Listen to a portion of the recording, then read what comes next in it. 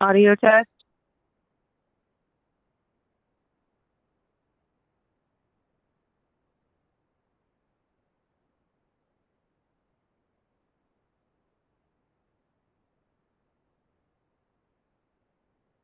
Audio test.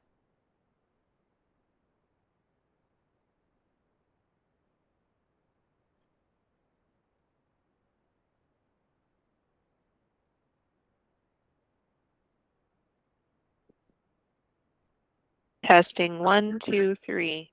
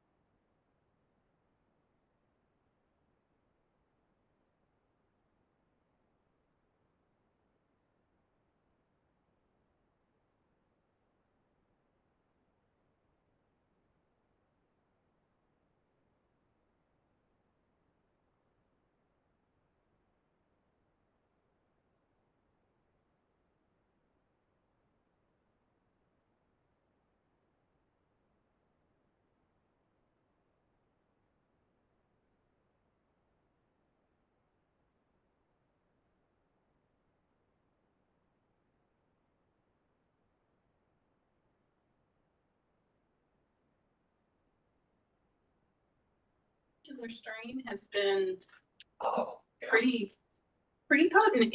It goes away pretty quickly, but it really knocked Clark out for several days. He just slept for several days. that's all I did when you texted me the other day about the meeting. I was like, what?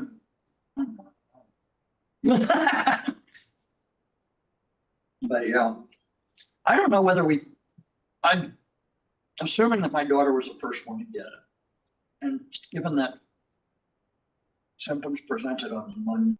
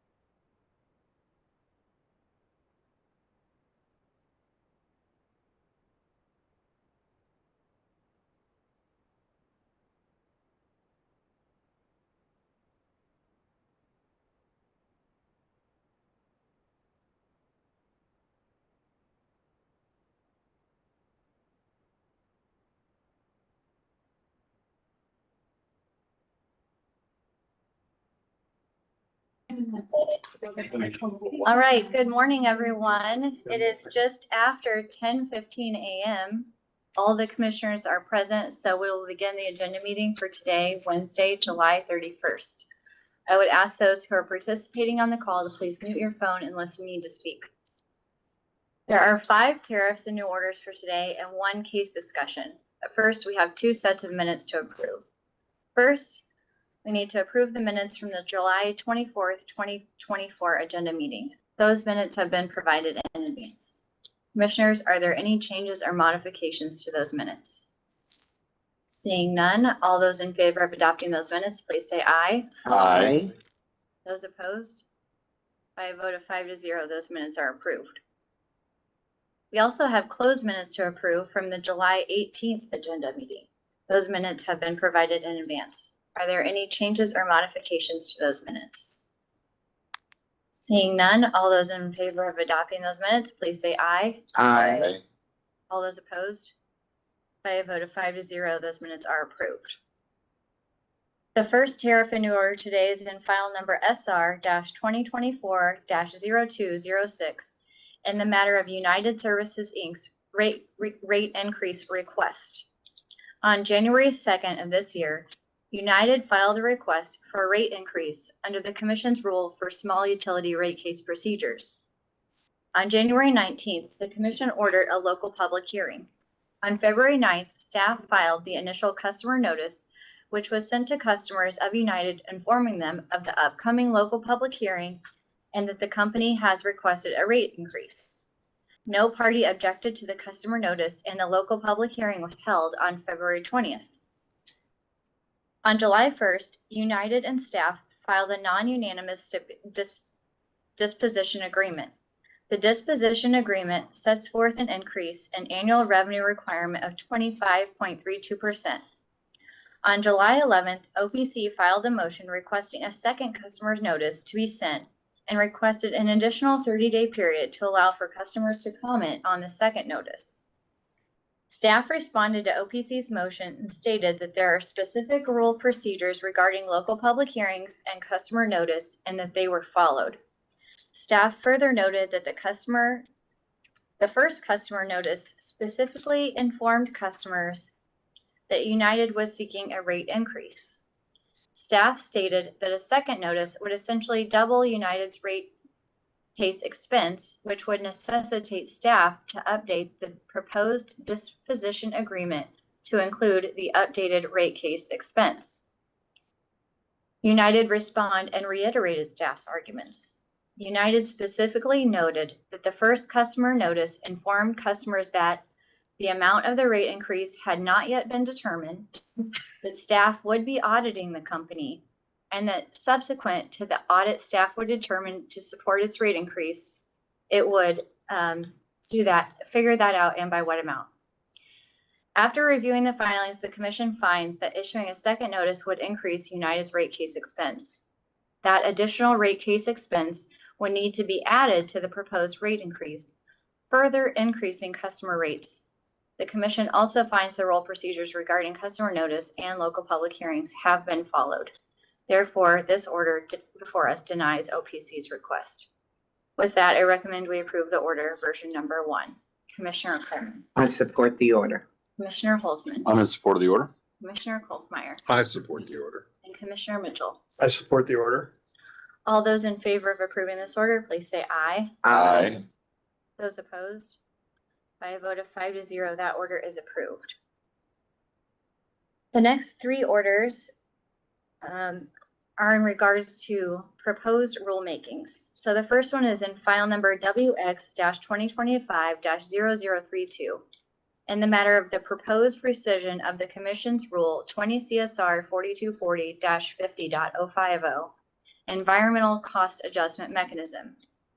This order is a finding of necessity to rescind the environmental cost adjustment mechanism for water. It's my understanding that this rule has not been utilized. Just for context for this, in the next 2 orders that follow, every week we have a meeting with staff on potential rule proposals, rescissions, and this one, as well as the 2 others before us today, were those identified by staff worked through and recommended.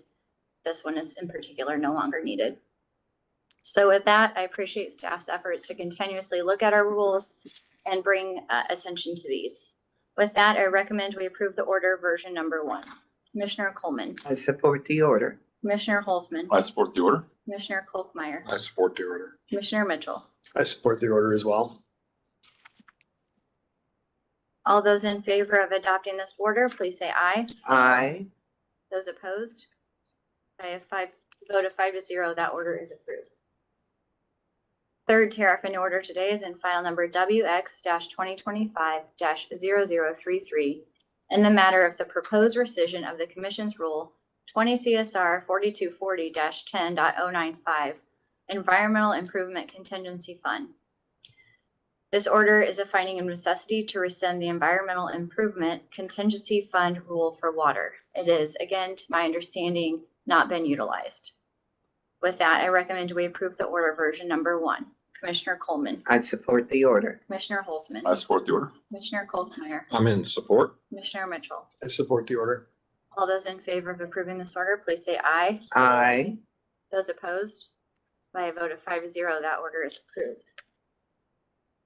Fourth tariff in order today is in file number EX-2025-0034 in the matter of the proposed amendment of the Commission's Rule 20 CSR 4240-3.190 reporting requirements for electric utilities and rural electric cooperatives.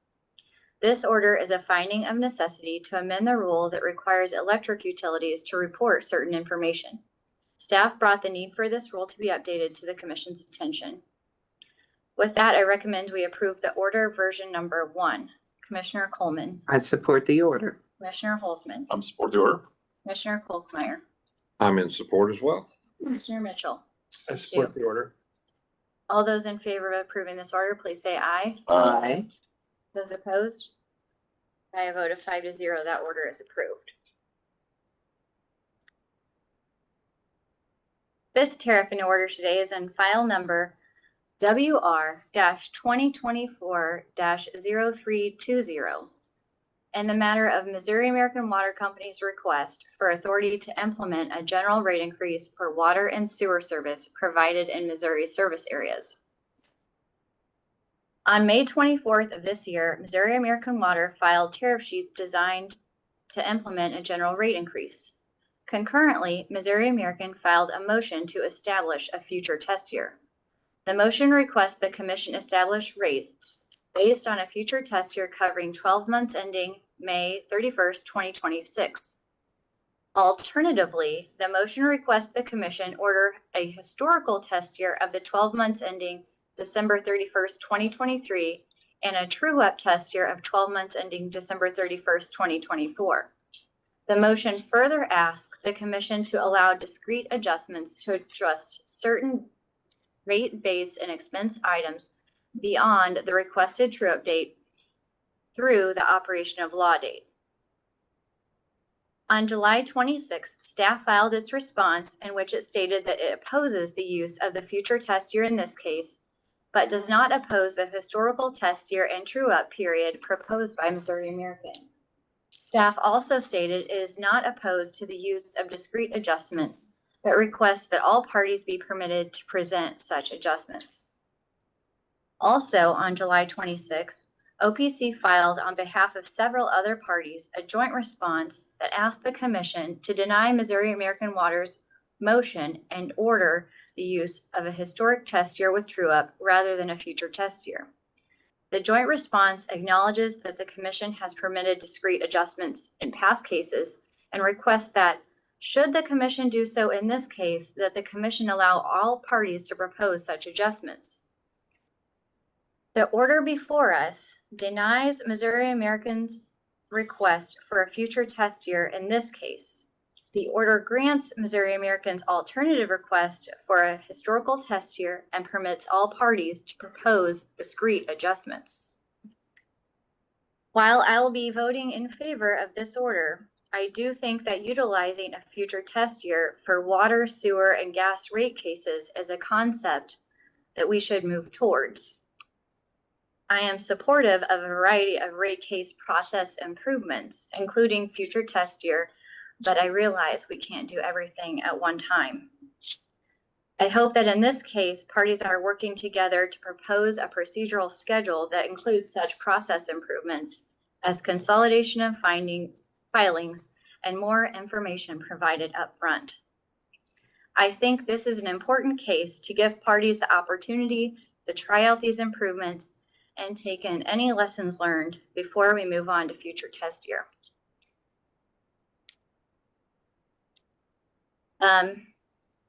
This case, I think, is an important case because it is the first time that our staff are trying something different on shortening the 11-month timeline. Staff have discussed a 10-month timeline, which is closer to in line with our peers. I think that that's an important improvement, and if we learn any lessons from it, we can use those in future cases that could translate, the benefits of that could translate to all parties. Again, I'm not opposed to future test year. There's, I think, a time and a place. The General Assembly will also consider it again next year. And then we can revisit it after that point. Other states do have future test year. I think it's actually a decent way of accounting for what's projected to be expenses. And then the commission can decide what is reasonable. With that being said, I am really in this case focused on the process improvements and look forward in the future to lessons learned from that and then moving beyond that to future test year at a later time. So that's my rationale. With that, I recommend we approve the order version number 1. Commissioner Coleman. Thank you, Madam Chair. I think your points are well taken. When you talk about the amount of time that it takes for us to process a rate case, I was trying to remember when we shortened that. I can't remember now, but maybe some people who've been here longer. I want to believe it was many more months than 11. Does anybody recall what we shortened it to? No. Am I just imagining that we did shorten it? There was one case with a 10-month timeline. Was it a Spire case? I think it's a KCPL. KCPL case. But, you know, I think that there's definitely room for improvement in all areas. So I support this order. Commissioner Holzman. Thank you, Madam Chair. We've been trying to figure out a way to reduce regulatory lag, for a decade in the legislature. And anything that we can do here to improve the cost of a rate case on behalf of the ratepayers and to shorten the time frame on behalf of the utilities, I think that we should take a hard look at. So I'll be supporting this order. Thank you, Commissioner. Commissioner Kolkmeyer. Thank you, Madam Chair. With utilities needing to come back quicker and quicker for a rate increase because of the current inflation, this has put additional strain on our staff, multiple cases on top of one another. We need to really look at things to help our staff streamline some of these processes and what have you. So if this is one thing that will help alleviate some of the timing in regulatory lag and help our staff in turning these out quicker, I'm definitely in support. Thank you, Commissioner. Commissioner Mitchell. Thank you. I generally agree with everything that's been stated, and I just would add that I think the regulatory lag does add carrying costs to the ratepayers' burden. And so anything that we can do to reduce that carrying cost just makes our rate making more efficient and better for the ratepayers. So I'm in support. Thank you, Commissioner. All those in favor of approving this order, please say aye. Aye. Those opposed?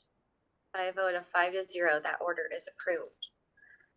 Last item on the agenda today is a case discussion in file number GC-2024-0172.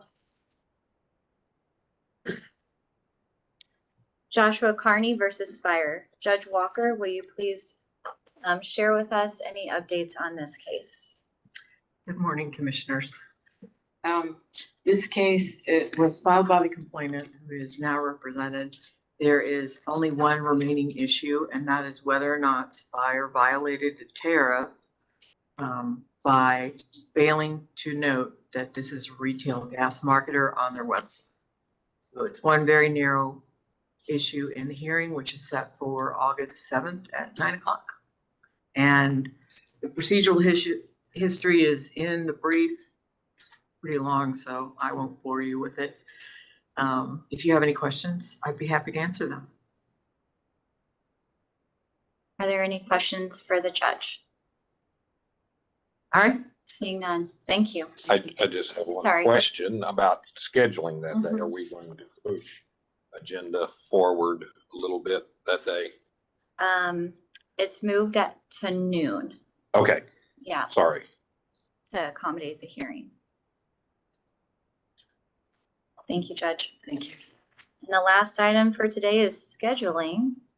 So this evening, Wednesday, July 31st, there is a local public hearing in case ER-2024-0189 in the matter of Evergy, Missouri West request for authority to implement a general rate increase for electric service in Sedalia at 6 p.m. with Judge Pridgeon.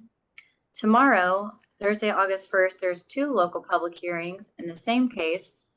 WebEx only, one beginning at 12 p.m. and one beginning at 6 p.m. with Judge Pridgeon.